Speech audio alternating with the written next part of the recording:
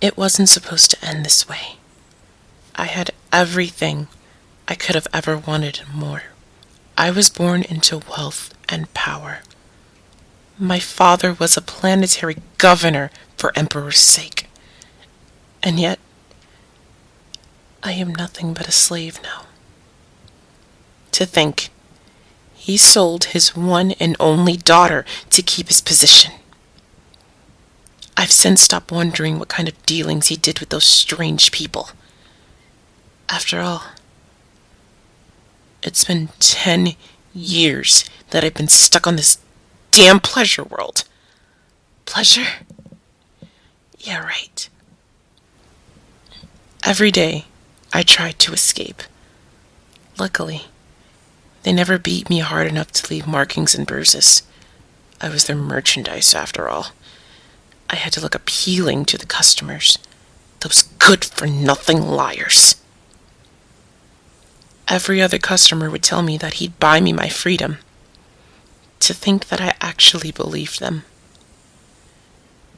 After all those years working in the brothel, I fell into depression. I almost ended it, but then I met your father. He was rugged, yet handsome. A war hero who had single-handedly slain an ancient Xenos. He was nice to me, and he'd buy me out for a whole month's time so that no other person could buy me until his next visit. He loved me, and I him. But we could not be together. For how could a veteran guardsman marry a whore? It pained me at first, but then he gave me a gift. We found out I was pregnant with the two of you. I was so happy, I could hardly wait for our next reunion. But then a month passed, and he did not come. Surely he had other business to attend to, so I waited. Another month came and went, and still no word. My owners told me that his payments stopped coming in and that I would have to work again. But who would want to be with a pregnant woman expecting twins? There are too many sickos in this world, for I had more customers than before. But that doesn't matter. I'll soon be able to see you and your sister. Boom. The entire world felt like it was shaking. Boom. Boom. 2 more explosions rocked the building, shattering it apart. I turned to my customer to ask him for help. I was frozen in shock as his head had been smashed open by a large chunk of the ceiling above us. I clutched my stomach, and all I could think about was to get to safety. I made my way down the stairs of the crumbling brothel as screams drowned out my thoughts. Finally, I made it outside, only to see a world burning before me. The sky was orange as black clouds blotted out the sun. Smoke and fire swallowed the once peaceful and serene landscape. I saw a blur out of the corner of my eye. I turned to look, but a brick came flying at me. When I came to, I was in a room with 4 other girls. 2 of the customers had knives brandished at us and began telling us to strip down. Amy, the youngest of us, tried to run away. She didn't even get past the door. Her screams pierced my ears as their knives repeatedly entered her body. The worst part was that they didn't even stop once she was dead. They began to desecrate her body, but not before they cut her face off and threw it at us. This went on for what felt like a lifetime. Should I try and escape while they were focused on her? No, I shouldn't. I can't risk putting my children in danger. I looked over at Beatrice, who had just emptied her stomach at the grisly scene before us. And that's when I felt it. Footsteps. But these sounded so heavy. The pool of blood shook with every step until a metal giant stood at the doorway. Its silver hand reached over at one of the men and instantly popped his head like a grape. My vision began to blur, but before I lost consciousness, I saw the other man's life end as his top half was blown apart with a loud flash. As I was coming in and out of consciousness, I could feel my body being dragged across the floor. Then I was thrown into a cage filled with other people. We were loaded into a massive ship and dumped into a disgusting room. There must have been hundreds of us in here. I wondered what the floor was made of, since it was warm and soft. And then I saw a face. We were standing on the corpses of other people. I felt a sharp pain in my stomach. I was bleeding down my leg. My babies! I curled up into a ball and bawled my eyes out. What the fuck is going on? Where am I? What had I done to deserve this? Little did I know, it would only get worse from here. It could have been hours or days later. I don't know anymore. But that's when the giants came back.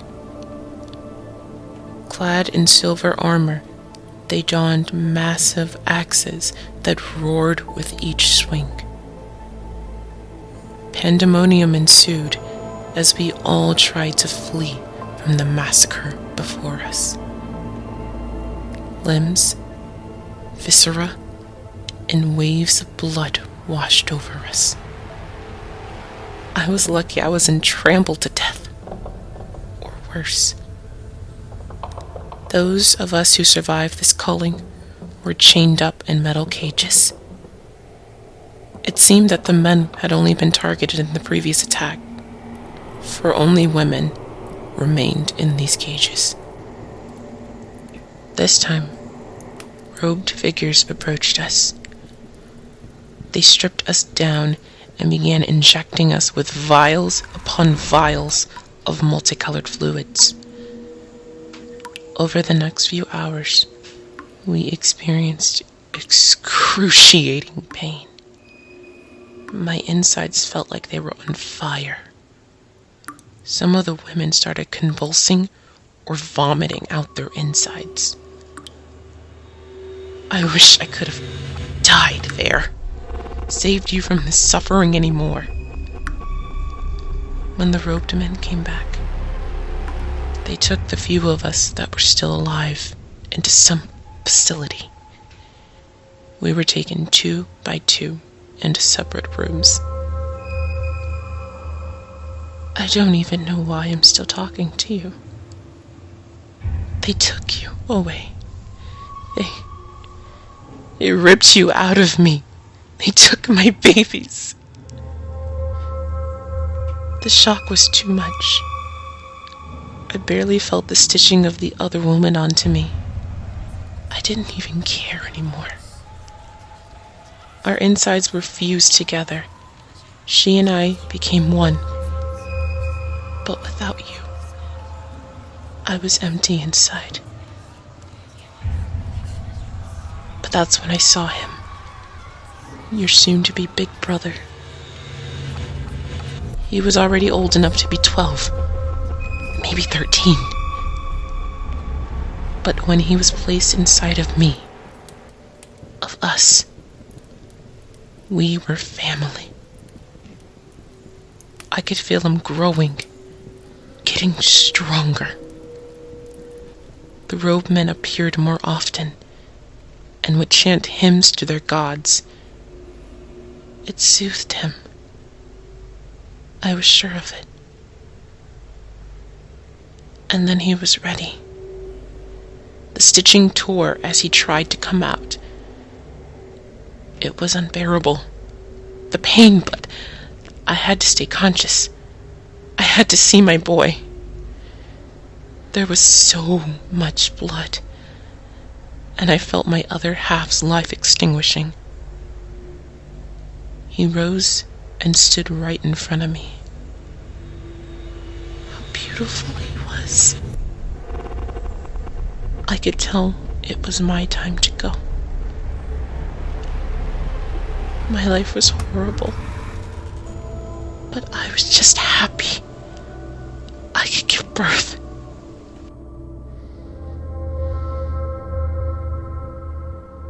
Space Station Volantum hovered over the mining world of Divite. It was the only place in the entire Achelan system that harbored human life. I was part of a small team that consisted of 2 AdMech researchers, 6 mining workers, an arbitus, and a newly appointed administratum representative. I was the new guy in the group, the administratum representative. When I was given this assignment, I was told of the privilege such a task was for a young aspirant. The reality was, the mining planet was much too small and pointless to send a full-fledged member of the administratum, and so I was plucked out of my home and flown into this desolate place. During the journey, I was filled with excitement. I had only met half a dozen people that had left my home planet. This experience was going to allow me to experience things that the majority of my peers would only hear about in stories.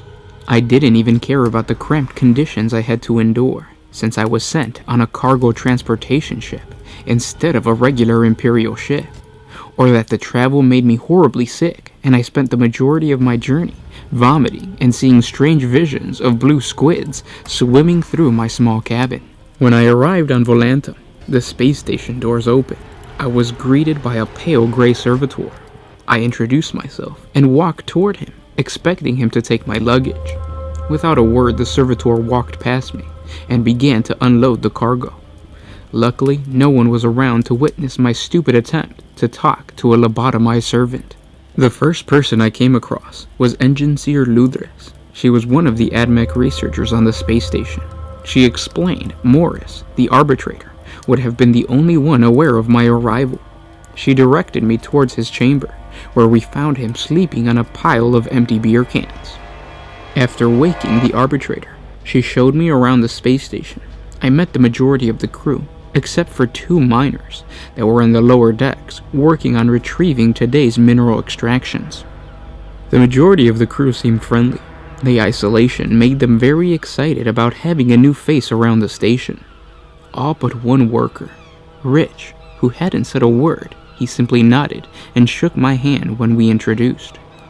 Later on, I pulled Ludres aside and asked why Rich was so standoffish.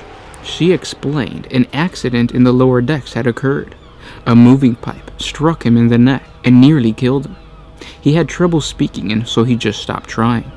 I asked if anyone else was hurt in the accident, but she simply looked at the arbitrator and moved on with another story. I settled into my new job as a bean counter. I took down and prepared inventory reports on every extraction center the space station visited. The planet was covered in 12 extraction centers. Volantum, the space station, would connect to each one once a day and extract the raw materials to ship out to the neighboring systems. I began to wonder how long this space station had been active. I pulled out the archives of the past inventory reports and found that the planet used to have 13 extraction points. I began to look at the station's history and found that the 13th extraction point was still active no longer than 2 years ago. It seemed very strange to me that the 13th extraction point was no longer used and was not reported to the administratum. It was my job to do so, so I brought this up to Ludres, and she explained that the extraction point was out of commission. When I asked one of the miners, he acted as if there was only 12 points. The arbitrator explained that the 13th went dry. It seemed no one wanted to give me an explanation of what really happened to the 13th extraction point. I began looking for a map that displayed the location of the mysterious extraction point. I had to find its exact coordinates before I could report it to the administratum. The crew took notice and became hostile towards my work. It made sense. In a way, I was blaming them for not reporting this sooner. The arbitrator finally approached me in the archive room and bluntly told me to stop trying to find the 13th extraction point. This only made me want to find it even more. Months passed and I was able to locate a coordinate of the location visited by the Volantum twice before. It did not fit any known coordinates, and I figured it must be the 13th point. When the crew was asleep, I entered into the control room and set the coordinate into the automated directional system. The destination was locked, and at 9 o'clock tomorrow, the Volantum would visit what I hoped to be the 13th point. After the last extraction point, the team gathered together in the mess hall for supper. While I ate, I could feel my heart beating out of my chest. I knew the space station was slowly making its way to the new course. I began to question why I was even doing this. If I discovered that the team was smuggling material, would I have the guts to report them? What if the extraction point was damaged, and returning would cause harm to the station? I could be accidentally setting us for a collision course. I cleared my head and reminded myself of the station's safety protocols, and realized we would be fine, and at least I would get my answer. The alarm that normally notifies the crew we were approaching an extraction point began to sound. At this point, only Luthris and I were in the mess hall. When the alarm went off, Luthris looked around and said something was wrong. She left to the control room. I stood up and made my way towards the lower deck. When I reached the lower deck, the doors opened and the station locked to the extraction point platform. Nothing out of the ordinary. The lights turned on and the platform was empty. I stepped out. Complete silence. When I reached the lower decks, the doors opened and the station locked to the extraction point platform. Nothing out of the ordinary.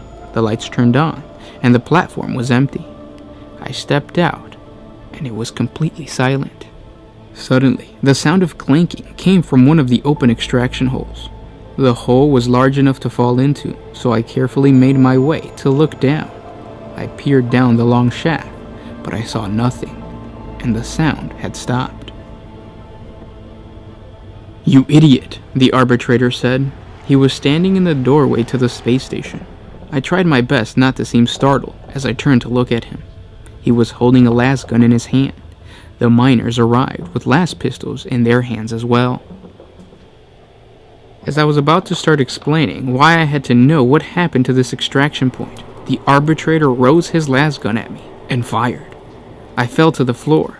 As I looked up, I saw the rest of the crew began to fire, but not at me. They were firing at something behind me. I looked back and saw a 7-foot-tall black creature with no eyes or ears. Its body leapt into the air and drove its long tentacle-like arms into the arbitrator's head. The creature pulled back as the other crew members continued to shoot. It dragged the arbitrator's body like a ragdoll, using it as a shield, and then launched it at the group. The arbitrator's body knocked down 2 of the miners, and by the time they hit the floor, the creature was already upon the closest miner, tearing his head from his body in one effortless motion. One of the miners looked up at a security camera and screamed, "Get out of here!" A second later, the creature impaled him with his 2 long tentacle arms. He then split the miner down the middle with its sheer strength. The creature gruesomely dismembered the remaining miners and then entered the space station.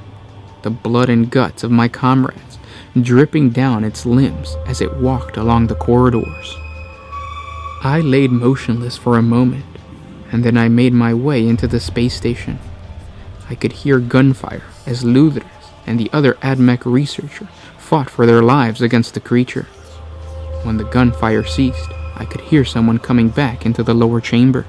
I crawled underneath a desk and pulled a filing cabinet in front of me to hide me from whoever came back to the lower deck. It was the creature.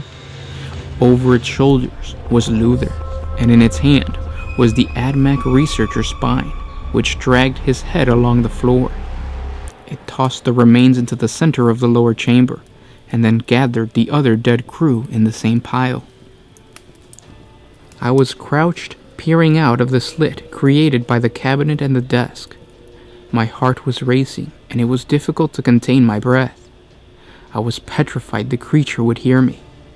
I watched as the creature began to consume my crewmates. It took Ludres's head with 2 hands and shook it. She moaned in pain. She was still alive. I looked over to see if I could reach one of the last pistols on the floor, but my heart sank as I heard the sound of crushing bone. I couldn't bear to watch as the creature ate each crew member. It slurped and gnawed on the remains as if it was its last meal. After a couple of hours, the creature stopped its feast. He picked up a broken bone and began to carve something on the wall of the chamber. It was difficult to see what he was carving because his body covered most of it. When he was finished, he tossed the bone aside and stood in the chamber silently. I looked at what he carved, and to my surprise, it was a phrase. Perhaps it was a warning message to whomever would come investigate what happened. After I read the carving, I couldn't help but begin to cry. The message said, "I see you under the desk."